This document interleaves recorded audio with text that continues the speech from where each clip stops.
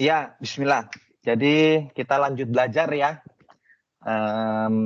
Biar kita semakin hari semakin eh, menjadi muslim-muslim yang tangguh dan mampu dan sukses ya. Ini judulnya memang Principles for Success at Work. Tapi sebenarnya prinsip-prinsipnya itu nggak hanya di tempat kerja aja sih. Bisa diterapkan di kehidupan kita secara umum, itu mayoritas bisa diterapkan juga ya. Nah, tapi nggak apa-apa lah, kita kasih judul kayak begitu, akan lebih spesifik gitu ya. Jadi prinsip 11.5, masih ada yang ingat 11.4 apaan?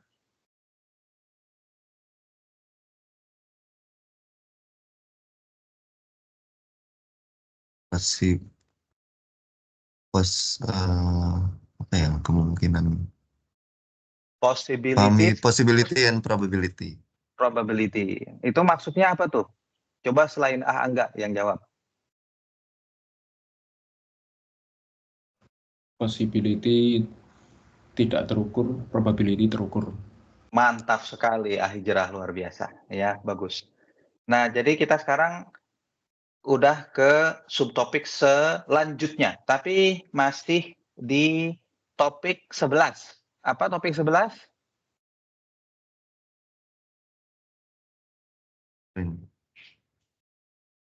Topik besarnya apa?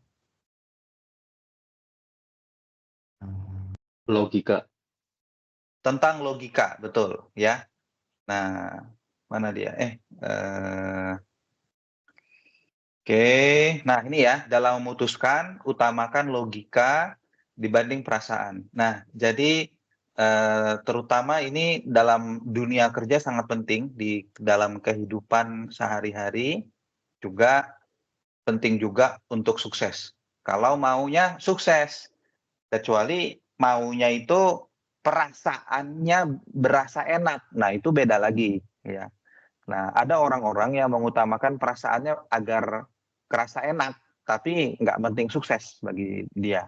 Nah, maka prinsip-prinsip ini nggak cocok bagi dia, ya. Ada yang bisa kasih contoh? Orang-orang yang bertindak mengutamakan dan tujuannya adalah perasaan dia, tapi bukan kesuksesan dia.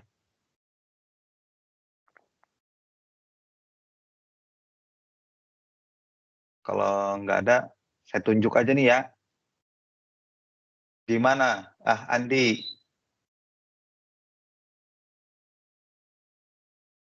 Mana Andi? Kok nggak kelihatan lagi? Oh, ada, kelihatan ya. Iya.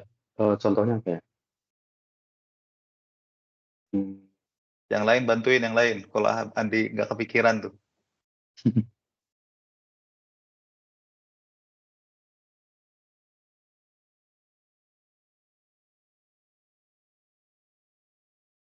Mungkin itu loh yang bergerak di bidang amal mungkin ya.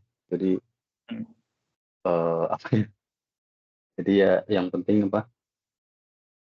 Perasaannya apa? Keikhlasannya gitu. Jadi apa kayak justru memberi gitu, bukan apa ya, meminta gitu atau menghasilkan gitu. Iya, iya, iya. Baru kepikiran itu sih, Bang. Iya, iya, iya, saya paham. Banyak memang yang di bidang amal itu yang orientasinya perasaan, ya. Nah, contohnya memberi atau bersedekah gitu ya. Orang bersedekah itu biasanya karena kasihan, kan? Nah, tapi secara logika bagi dia ya, bukan bagi saya tapi mungkin bukan bagi kita juga. Bagi orang kafir lah. Bersedekah itu secara pemikiran, secara logika itu mengurangi harta. Nah, tapi kalau bagi kita orang-orang muslim, sesungguhnya bersedekah itu sesuai juga dengan logika. Karena Rasulullah SAW bersabda, tidak akan berkurang harta yang kita sedekahkan. Nah, lalu di dalam hadis yang lain, ini hadisnya sahih kalau yang ini. Sesungguhnya Allah itu Maha Pengasih dan Maha Penyayang. Barang siapa yang ingin mendapatkan kasih sayang dari yang di langit, hendaknya dia menyayangi yang di dunia. Nah, itu hadis kalau nggak salah riwayat Bukhari atau Muslim, atau Bukhari dan Muslim. Ya. Nah, jadi bagi orang-orang Muslim, itu ada logika, ada kesuksesan di balik kita itu bersedekah. Kalau bagi orang kafir, dia nggak percaya hadis-hadis tersebut. Ada hadis lain, yang ini sahih juga. Allah akan senantiasa membantu seorang hamba selagi hamba tersebut membantu sesamanya. Nah, itu. Sedekah itu sesungguhnya termasuk bantuan kita kepada saudara kita. Nah, Toib. Jadi kalau 11.5 ini, dunia itu selalu berevolusi. Banyak orang salah berasumsi bahwa dunia ini akan begini saja, menyebabkan mereka tergilas oleh perkembangan zaman. Ya, jadi Bill Gates itu pernah ngomong, kebanyakan orang itu terlalu optimis terhadap perubahan yang bisa dia lakukan dalam setahun. Siapa di sini yang punya resolusi tahunan? Coba di grup chat. Saya pengen tahu. Ya, atau raise hand aja, raise hand. Ya, resolusi tahunan, bagus. Ya, itu bagus. Ya. Kalau pengalaman saya terhadap resolusi tahunan, saya itu terlalu optimis. Saya mau udah bisa bahasa Arab. Wah, itu rupanya nggak begitu tercapai di tahun tersebut ya. Saya mau sudah rajin dan rutin sholat witir. Saya mau khatam Quran sekian kali tahun ini gitu ya. Nah, terlalu optimis. Tapi kata Bill Gates, kebanyakan orang juga terlalu pesimis. Kurang memikirkan apa yang bisa dia capai dalam 10 tahun. Nah, jadi dalam 10 tahun, sebenarnya kita ini bisa mencapai hal-hal yang biasanya lebih tinggi daripada yang bisa kita capai. Coba antum berkaca deh, 10 tahun yang lalu, antum ada di posisi apa? Coba direfleksikan ke diri sendiri. 10 tahun yang lalu, antum ada di posisi apa? Dan antum yang 10 tahun yang lalu itu, kira-kira ngebayang nggak sekarang, 10 tahun berikutnya dari 10 tahun yang lalu, itu antum sudah seperti ini. Kebayang nggak? Biasanya, kita itu sekarang itu lebih luar biasa daripada apa yang kita duga 10 tahun yang lalu. Lebih banyak hal-hal yang kita capai daripada kita 10 tahun yang lalu. Betul nggak? Coba dijawab dulu di grup chat. Betul atau tidak? Coba saya pengen tahu. Apa ada di sini yang 10 tahun yang lalu itu membayangkan 10 tahun berikutnya saya sudah menjadi Ultraman mungkin. Nah, oh betul semua ya? Nggak ada yang itu ya? Nggak ada yang tidak betul ya? Nah, jadi antum insya Allah 10 tahun yang lalu ya lagi juga insya Allah akan antum ngebayangin mungkin sekarang masih gini-gini aja gitu ya. Tapi lihat aja 10 tahun lagi. Wah, udah luar biasa sih insya Allah ya. Nah, itu nggak hanya terjadi di level pribadi, tapi juga terjadi di level organisasi dan negara juga ya. Saya masih coba kita merefleksikan ke tim kita ya. 10 tahun yang lalu Lengkuran tuh belum ada. Belum ada. Dan saya nggak kebayang sebenarnya 10 tahun, berarti kan tahun 2014 kan ya. Nah, 2014, tim kita sekarang udah menjadi sedemikian sehingga seperti saat ini saya nggak kebayang loh. Kita punya karya aplikasi Al-Quran nomor 1 di dunia. Di teknologi termutakhir. Itu nggak kebayang saya. Saya kirain dulu masih ya jadi cunguk-cunguk juga gitu ya kan. Nah, tapi alhamdulillah kita ada di frontier, kita ada di garis terdepan dalam teknologi Al-Qur'an sekarang, alhamdulillah, ya. Antum sekarang mungkin nggak kebayang ya, apa yang terjadi misalkan di 8 tahun yang lalu. Nah, 8 tahun yang lalu itulah kurang lebih lahirnya Learn Quran, itu masih Learn Quran tajwid. Kekuatan finansialnya, dari sisi pendapatan belum ada, masih dikerjakan oleh orang-orang part-time semua. Kayak gitu dulu ya. Nah, sekarang 8 tahun berikutnya, ya antum sudah menyaksikan lah ya. Evolusi pertama menurut saya adalah evolusi, pendapatannya dari Learn Quran tajwid. Nah, itu terjadi di sekitar 7 atau 6 tahun yang lalu, di mana kita punya ide freemium ya. Jadi, aplikasinya gratis, bisa dipakai semua pelajarannya, nggak ada yang dikunci pelajarannya, maksudnya kita itu mau jualan kenyamanan, ya.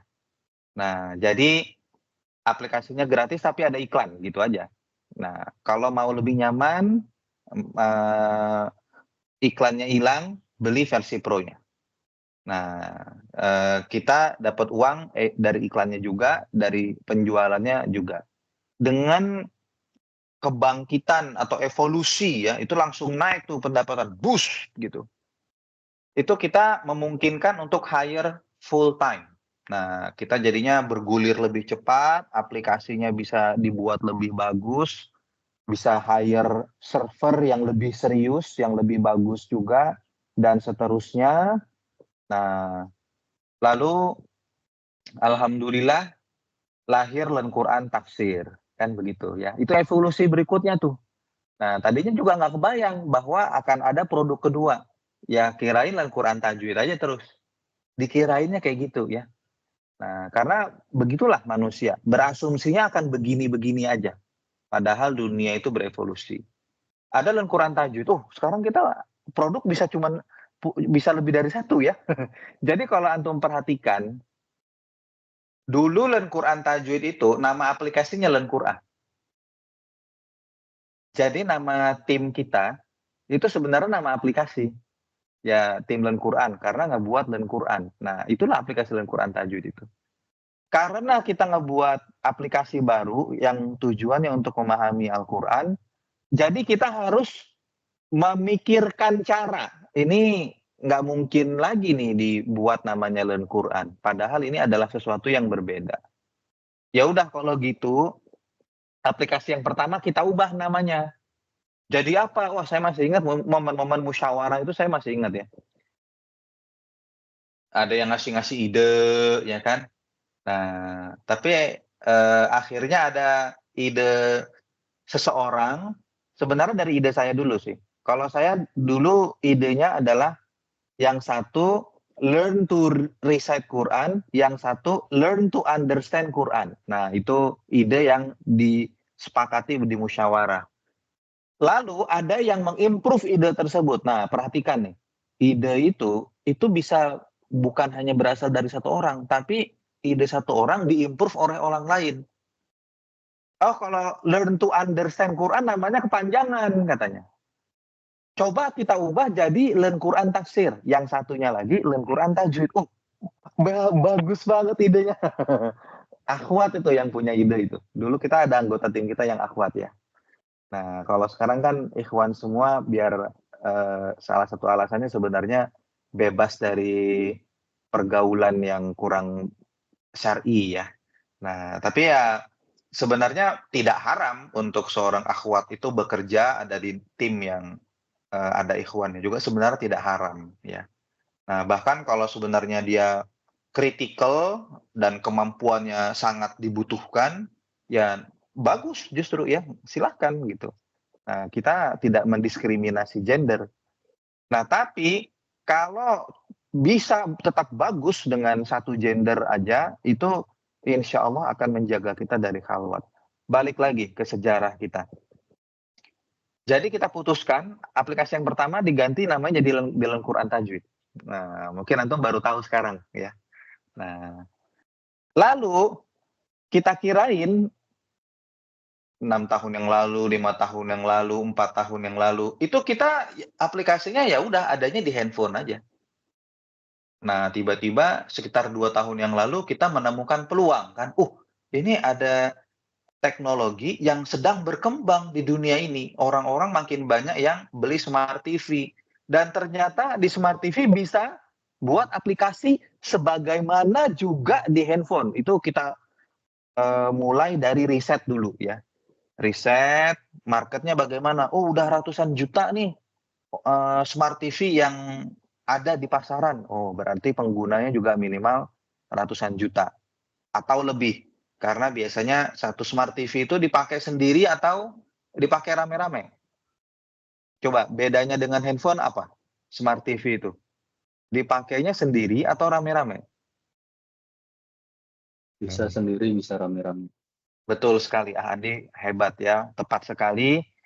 Jadi satu usernya KTV itu mungkin yang make ada banyak orang di situ. Beda dengan handphone. Handphone itu biasanya masing-masing sih. Satu user, satu orang. Lalu kita ngebuat KTV sekarang, ya kan? Nanti entah apa yang terjadi 3 tahun lagi, entah apa yang terjadi 7 tahun lagi, entah apa yang terjadi 10 tahun lagi. Ya kita lihat aja, bismillah ya. Kita menatap hari dengan optimis insya Allah. Dan kita kembali ke materi, begitulah dunia ini selalu berevolusi ya. Evolusi itu terjadi di banyak hal ya, ada virus, makhluk hidup, evolusi zaman. Kira-kira Rasulullah SAW dan para sahabat, kalau Rasulullah kayaknya sih dikasih tahu sama Jibril dan Allah sih ya, soalnya punya mukjizat sih ya. Tapi para sahabat deh saya tanya sama antum ya. Kira-kira para sahabat di zaman dahulu hidupnya masih di gurun, bangunannya masih seperti itu rumahnya ya. Lantainya itu bukan keramik ya. Lantainya itu sebenarnya sama tanah di luar rumahnya nggak jauh beda sebenarnya. Lalu kendaraannya masih kuda, ya, belum ada internet, belum ada. Kira-kira percaya nggak ya para sahabat kalau kita bilang nanti akan terjadi di umat Islam ini, kita itu ngobrol bareng dan bahkan bisa ngelihat langsung secara real time antara yang di Indonesia dengan yang di Pakistan. Kira-kira percaya nggak para sahabat? Saya tahu kok tuh saudara kita yang di Pakistan lagi pakai baju abu-abu, lagi di belakangnya ada rak buku. Percaya nggak tuh para sahabat kira-kira? Ada teknologi seperti Skype ini, ya kan? Nah, begitulah zaman itu berevolusi, teknologi, bahasa, agama. Agama berevolusi nggak? Gimana Ustadz kita nih? Ustadz Bima, gimana Ustadz Bima? Agama berevolusi nggak nih?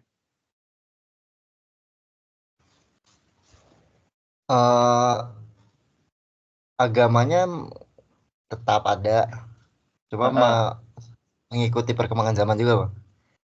Apanya yang mengikuti perkembangan zaman? Maksudnya tidak menutup kepada perkembangan zaman gitu. Ya, Apanya? Karena kalau agamanya berubah, bid'ah dong.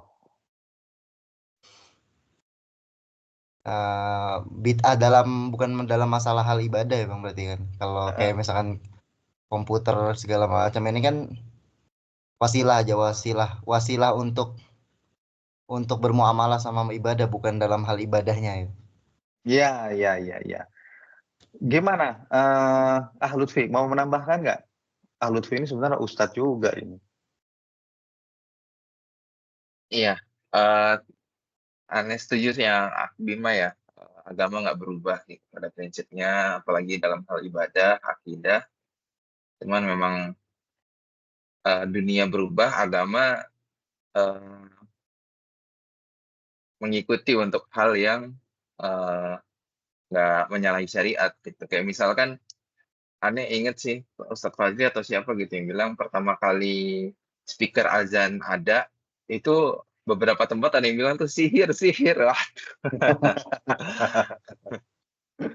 iya, agama apa namanya? Ya, harus bisa mengikuti teknologi lah salah satunya. Bagus sekali ya, Lutfi dan Bima.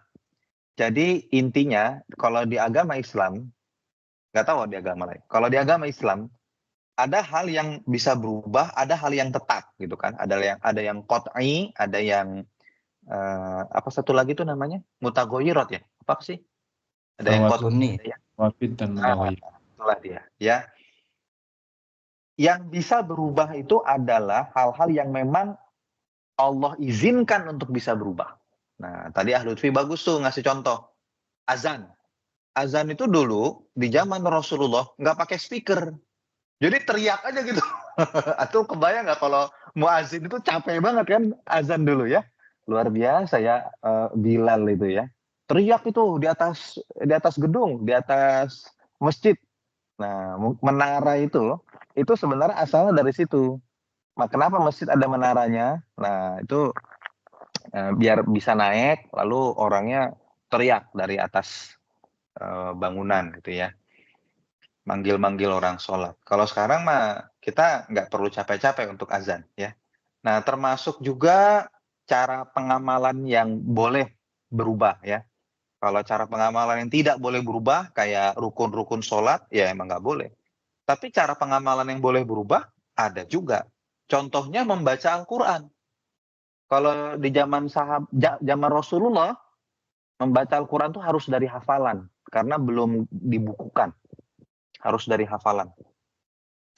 Lalu mulai dibukukan di zaman para sahabat, lalu tabi'in. Nah, membaca Al-Quran itu bisa dari buku.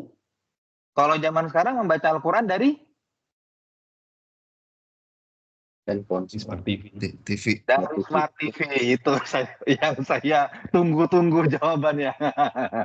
Dari handphone benar juga ya. Nah, tapi zaman sekarang harus dari Smart TV dong. Ya kan? Betul nggak, Gali? Harus dari Smart TV dong, ya kan? Sudah berevolusi, ya.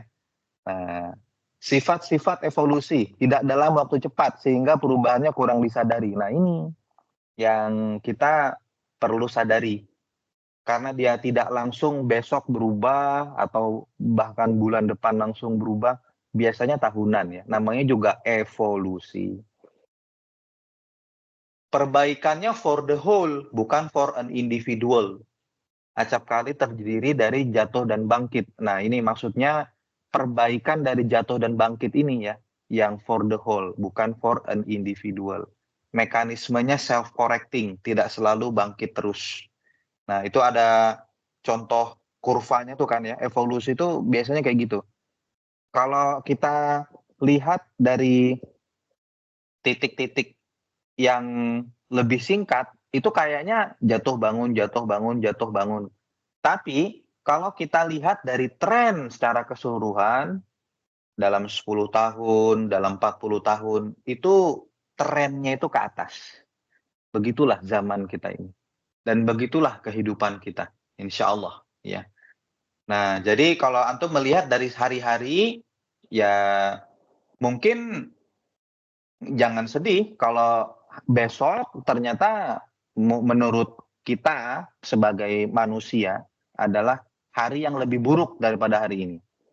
Mungkin pekan depan adalah hari yang kejatuhan kita menurut kita gitu ya. Ya, tapi ngelihat trennya itu jangan cuman hari ini, besok, pekan depan. Ngelihat trennya itu setahun, 5 tahun, 10 tahun. Seluruh itu akan terakumulasi, akan menuju peningkatannya. Kalau Angga sama Hijrah terbiasa ngelihat grafik download.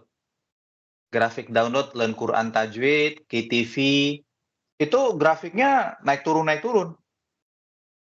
Kalau dilihat per tanggal.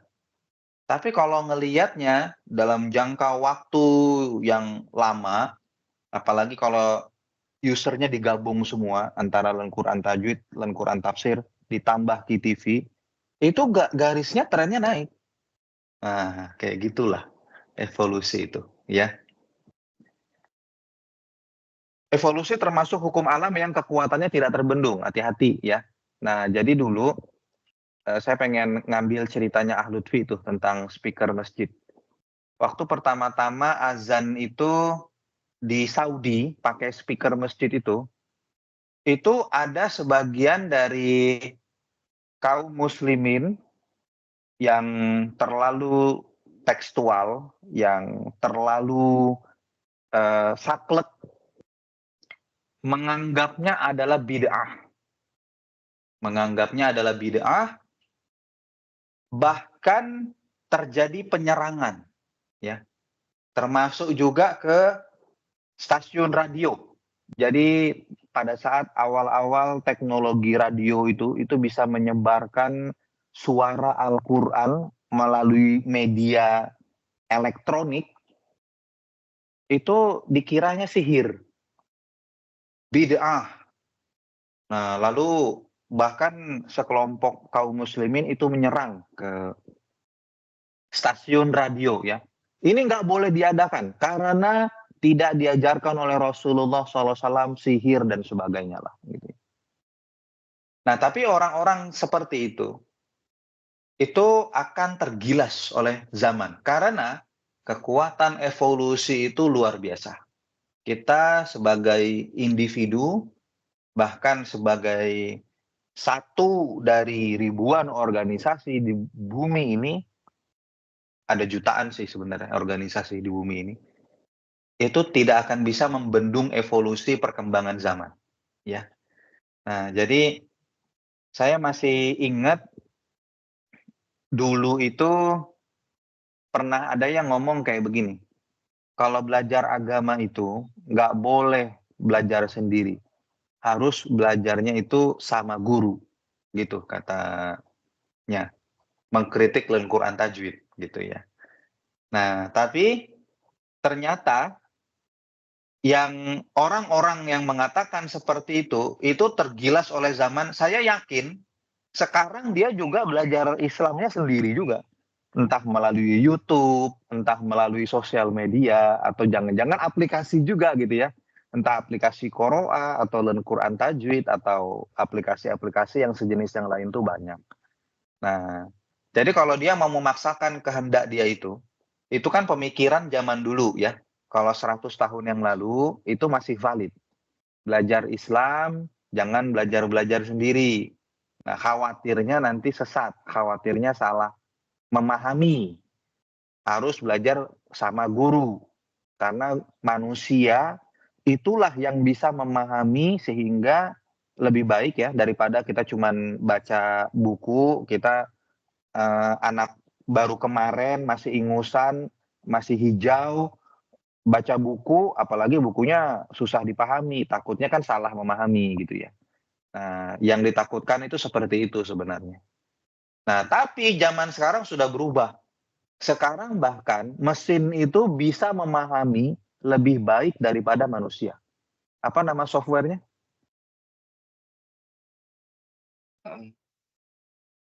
AI. AI, ya. Nah, sekarang bahkan kita belajar sendiri itu jauh lebih bagus daripada zaman dulu, 100 tahun yang lalu kita belajar sendiri. Pakai AI aja. Di sini siapa yang sudah pakai chat GPT-nya Elki? Coba di kolom chat, saya pengen tahu. Yang belum, bilang belum, yang sudah, bilang sudah. Silahkan semuanya ngechat. Siapa yang sudah pakai chat GPT? Mana di kolom chat? Sudah. Ah, Rifki doang nih yang belum. Ayo Rifki, biar nggak Udah itu ketinggalan. Bang. Review udah. Belum ya? 606 belum tuh ngomongnya tuh. Nah, Iya. jadi sudah semua ya. Nah, jadi apakah prinsip dari 50 atau 100 tahun yang lalu mengatakan bahwa kalau belajar agama itu jangan belajar sendiri, harus belajar bersama guru. Apakah prinsip tersebut masih berlaku zaman kita sekarang?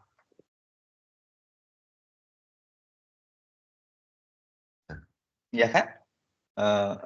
Begitulah evolusi itu ya.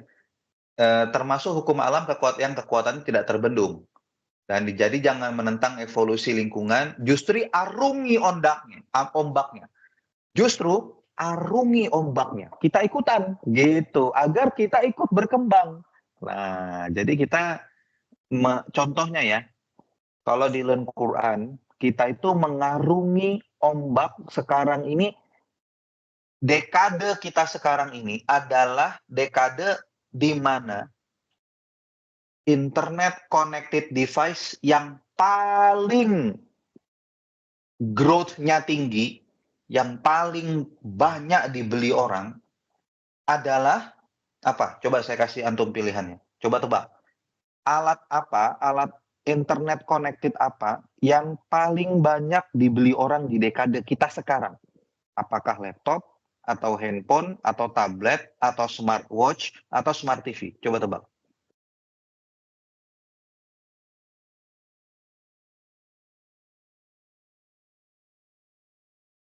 Lutfi smartphone katanya.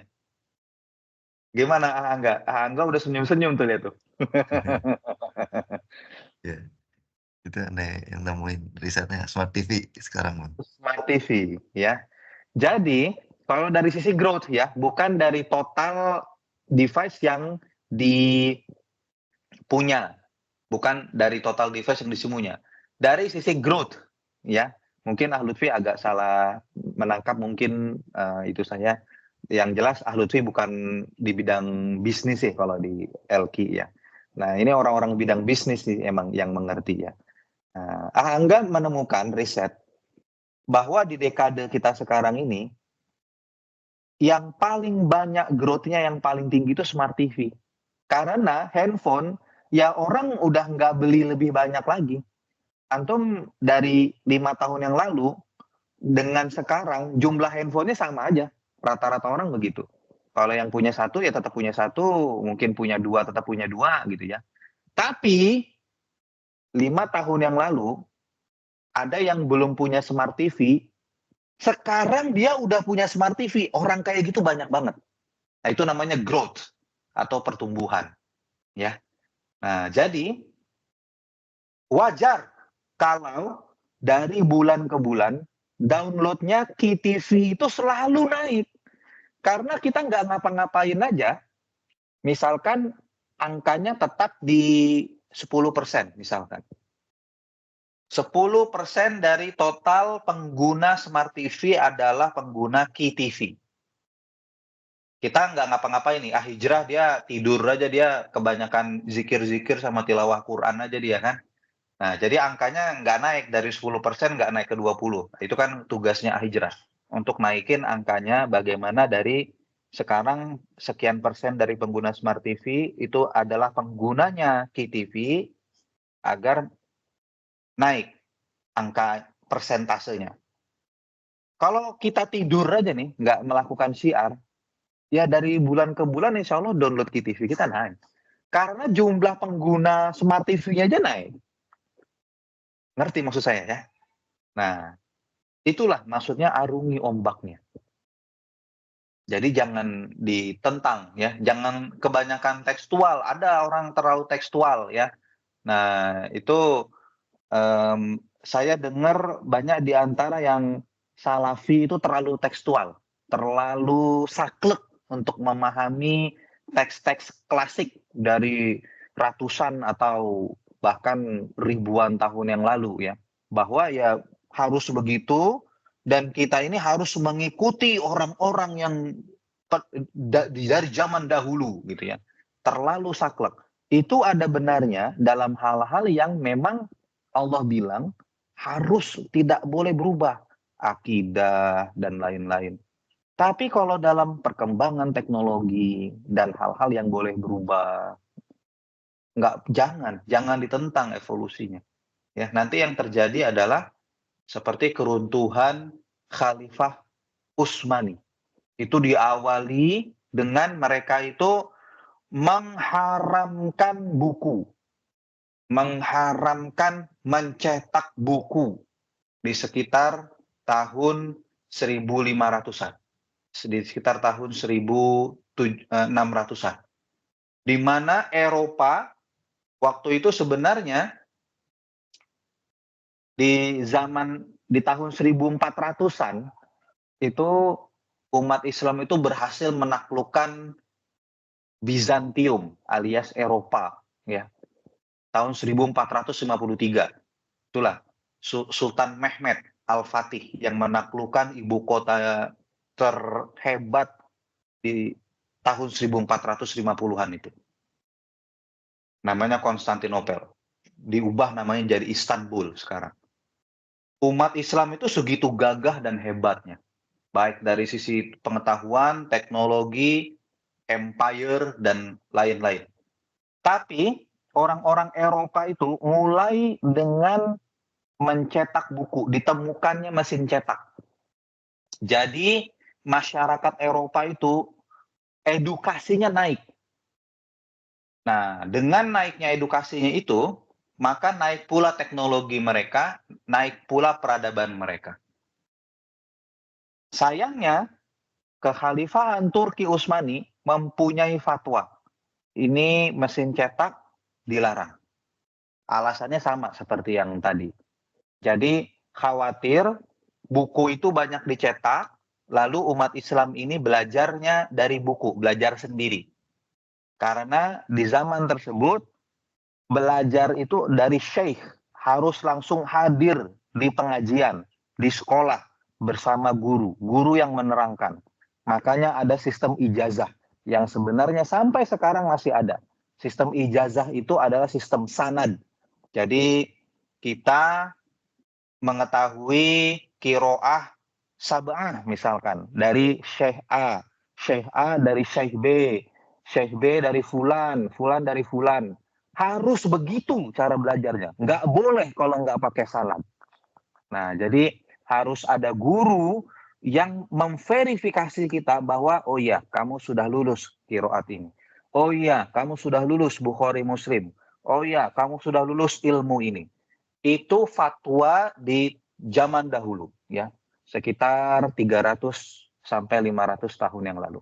Sehingga buku itu dilarang percetakannya. Bahkan barang siapa di umat Islam yang ketahuan memiliki mesin cetak buku, apa hukumannya? Fatwanya masih ingat nggak? Umat Islam yang ketahuan mencetak buku, hukumannya adalah hukuman Penjara apa ya? eksekusi mati. Oh, ya. mati. Saking kan takutnya para ulama dan khalifah, kemurnian agama ini nanti bisa dipahami dengan keliru. Saking kan takutnya. Jadi emang harus pakai sistem sanad, harus pakai sistem ijazah. Tapi itu mengakibatkan literasi dan edukasi di kekhalifahan Turki Utsmani, kekhalifahan Islam lah ya, nggak hanya Turki aja, karena zaman dulu itu bahkan Sultan Mehmed Al-Fatih itu aja udah sampai menguasai Kosovo, Bosnia, udah sampai kalau menguasai itu udah Turki sebelah kanannya itu, sebelah timurnya juga udah gitu ya, udah luas lah kekuasaan kekhalifahan Islam, termasuk ke India juga ya, itu kan dinasti Mughal di India, Muslim itu. Makanya sekarang Pakistan dan India itu banyak Muslim. Nah, dari situ ceritanya. Itu makin lama teknologi dan peradabannya makin mundur karena edukasinya ketinggalan sama orang-orang Eropa. Akhirnya apa yang terjadi? Di tahun 1700-an sampai di tahun 1800-an sampai masih di tahun awal-awal 1900-an, orang Eropa itu gagah dengan teknologi meriam, peluru, senapan, bom. Mereka berhasil mengkolonialisasi dan menjajah dunia. Dimulai dari perkembangan teknologi, mesin cetak. Nah, itu yang diharamkan. Nah, kita jangan sampai mengulangi sejarah yang sama, mengeluarkan fatwa yang menentang evolusi. Arungi ombaknya. Kalau ada teknologi, aplikasi, jangan dibilang haram. Nggak boleh belajar sendiri, harus belajar tajwid dari guru gitu. Haram hukumnya. Jangan, arungi ombaknya. Memang ada lebih baiknya belajar dengan guru, ya kan? Tuh, Bima pasti sepakat banget, ya nggak Bima? Belajar dengan guru itu ada kelebihannya. Tapi belajar sendiri ada kelebihannya juga gitu loh. Nah, coba saya tanya sama antum, bagaimana caranya orang-orang yang nggak mengerti bahasa Bima, gurunya bisa bahasa apa aja? Bahasa Indonesia, bahasa Inggris, bisa bahasa apa aja? Bahasa Arab, bahasa Urdu ya. Urdu, Arab, Indonesia, dan Inggris berarti ya? Guru-guru antum ya? Iya, yang di Pakistan. Oh iya. Bagaimana caranya orang-orang muslim-muslim yang di Perancis, yang hanya bisa bahasa Perancis, mau belajar tajwid? Sementara guru-gurunya Bima nggak ada yang bisa bahasa Perancis. Ya cari aplikasi yang ada belajaran tajwidnya, ada bahasa Perancisnya. Ya kan? Bagaimana caranya orang di Cina sana, di Cina itu ada 1, sekian miliar orang. 1, sekian miliar. Coba antum pikirkan dulu kata-kata miliar orang itu. Itu banyak banget. Bisanya bahasa Cina doang. Gimana caranya mau belajar tajwid? Mau daftar ke Bima nggak ada yang bisa ngajarin pakai bahasa Cina. Ya pakai Quran tajwid aja, pakai aplikasi. Nah, itu ada bahasa Cinanya. Ya udah belajar tajwid pakai itu. Nggak apa-apa, sendiri dulu. Nah, ada kebaikannya. Jadi jangan nanti kita baca Quran pakai Smart TV, ya kan? Apalagi sholat pakai Smart TV. Jangan dibidah-bidahin, gitu loh. Karena bukan bidah. Kalau beneran bidah ya nggak apa-apa, ya. Kita adalah orang yang pertama yang akan kita tutup duluan nih. Ternyata TV ini mutlak ya bid'ah. Ya udah kita tutup aja, TV-nya kita hapus aja. Ya, nggak boleh, ya kan? Tapi kalau bukan bidah jangan dibidah-bidahin. Nah, itu namanya orang kolot, ya, tidak tahu bahwa dunia ini selalu berevolusi. Nah, nanti kejadiannya kayak Turki Utsmani lagi ya. Kita nggak mau. Kita maunya umat Islam ini maju secara teknologi, maju secara edukasi, maju secara peradaban. Nanti insya Allah kita akan mewujudkan dan menjadi kontributor. Kata Nabi, nanti di akhir zaman akan bangkit lagi kekhalifahan Islam ala minhajul nubuwah yang berdasarkan jalan-jalan kenabian, prinsip-prinsip kenabian.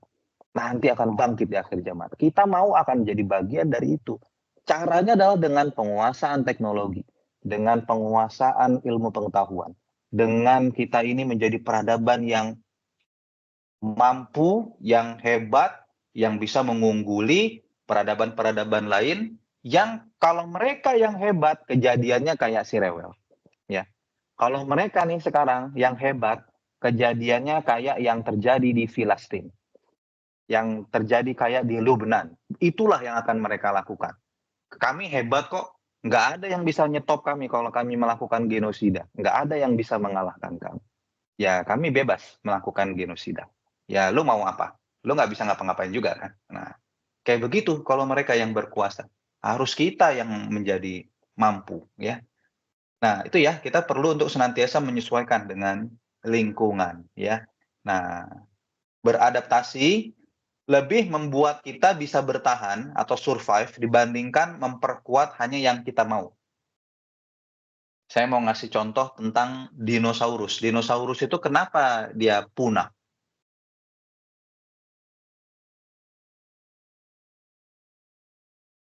Kenapa Azhar dinosaurus punah? Itu T-Rex itu hebat banget loh, Zar. Dia gede, kekuatannya luar biasa, dia punya cakar dan gigi-gigi yang sangat tajam. Hebat banget loh. Tapi kok punah sekarang nggak ada lagi? Kenapa, Zan?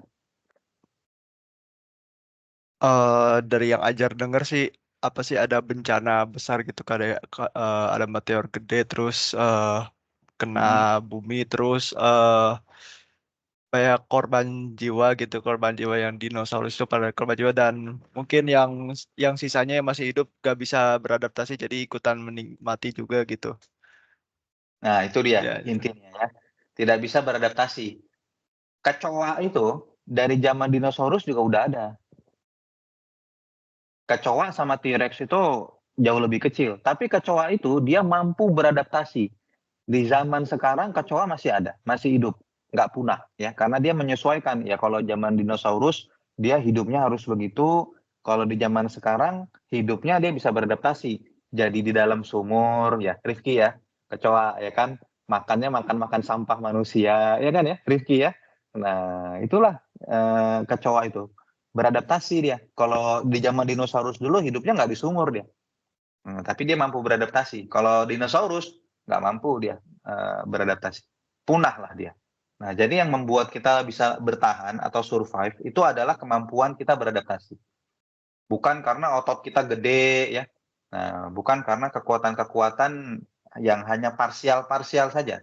Tapi kita mampu beradaptasi dengan lingkungan. Jadi kekuatan lingkungan itu, kekuatan alam itu sangat dahsyat ya. Jangan coba-coba ditentang, termasuk salah satunya adalah kekuatan dari evolusi.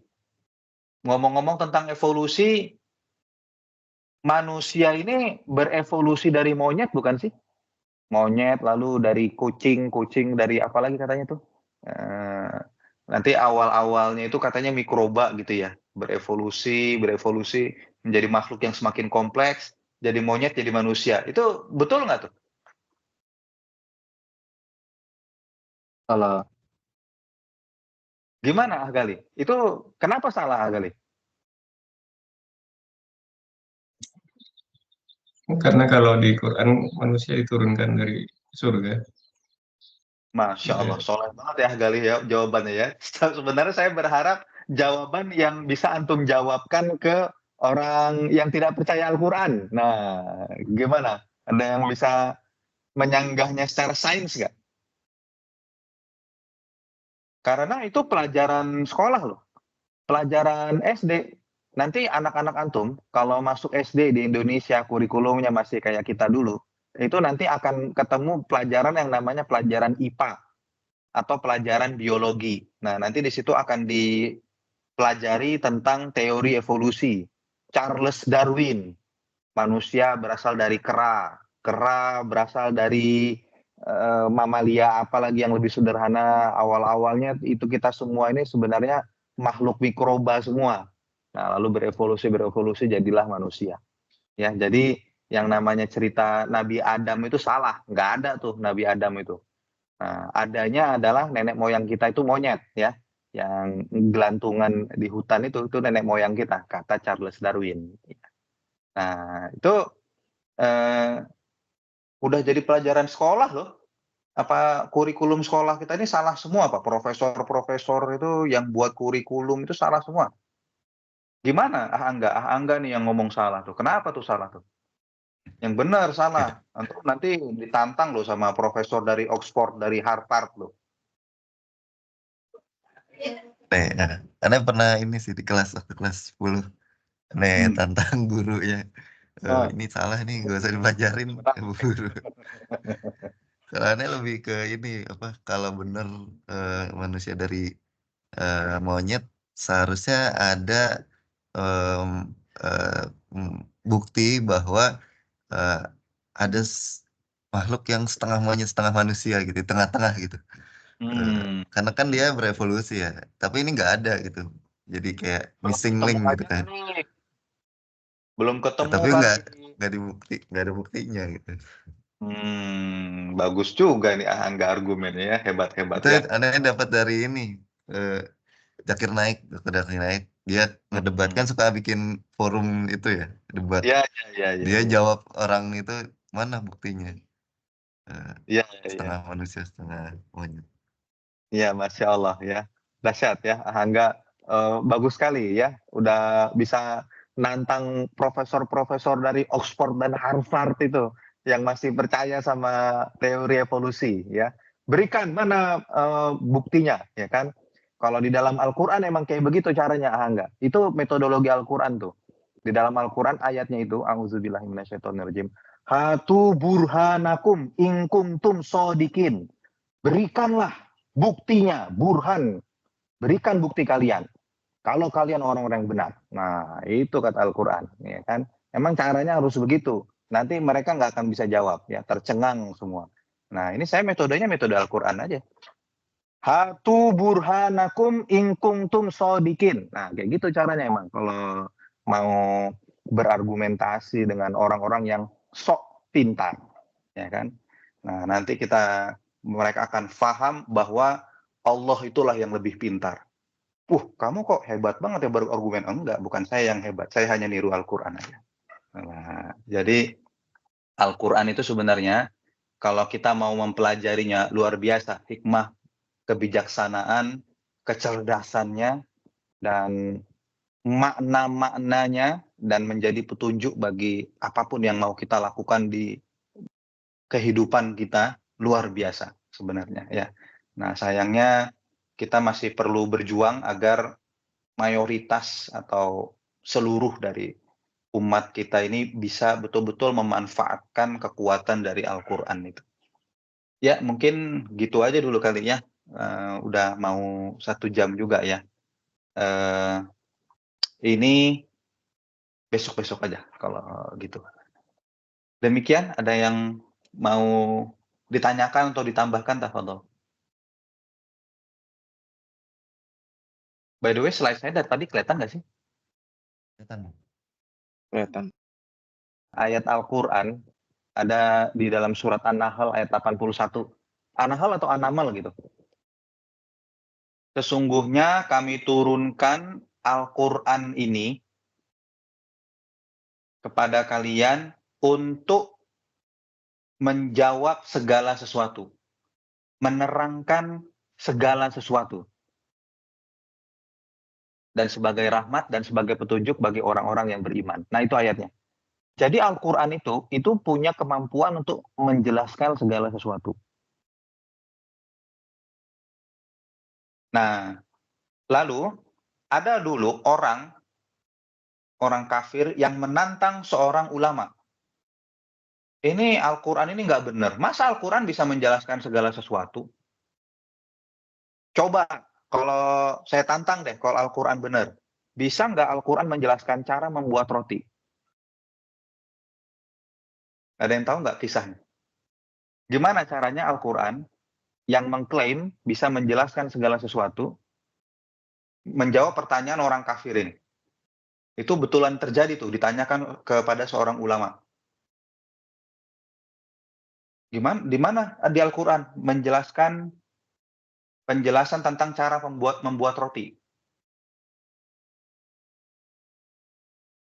Jadi ulama tersebut, ini jawabannya ya. Lihat, perhatikan apa yang saya akan lakukan.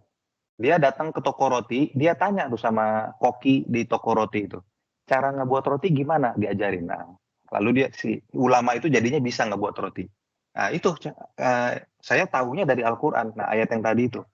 Fas'alu ahla dzikri in kuntum la ta'lamun. Maka tanyalah kepada ahlinya kalau kamu nggak tahu. Kayak gitu kata. Dan itu luar biasa sih sebenarnya hikmahnya ya. Nah, jadi daripada kita tanya-tanya sama yang tidak ahli ya kan, saya kurang ahli di sini. Jadi saya nggak mau kasih jawaban yang definitif. Kalau saya ahlinya ahli ya SDM atau apapun lah gitu ya. Nah, problem solving. Nah, ini ada problem gimana nih cara terbaiknya? Coba kita bermusyawarah, berembuk bareng-bareng kita solve. Tapi kalau pertanyaannya spesifik, apakah kita boleh sholat di masjid itu atau enggak? Ya, saya nggak bisa jawab. Tanya ahlinya, tanya Ustadz Fajri aja gitu. Ya, lanjut. Silahkan. Ada lagi yang lain?